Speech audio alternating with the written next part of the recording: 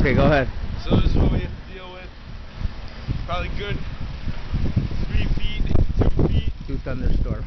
And we've had thunderstorms, Oh. lightning and thunder all day yesterday. It was not fun.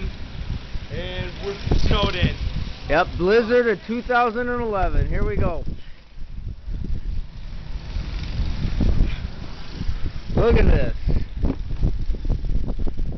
Holy moly. Everybody's just digging out. There's the neighbor's house.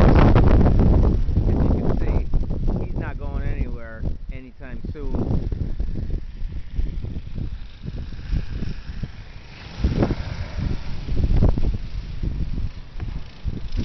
Look at all these drifts. Backyard. So, we're going to be stuck for a while.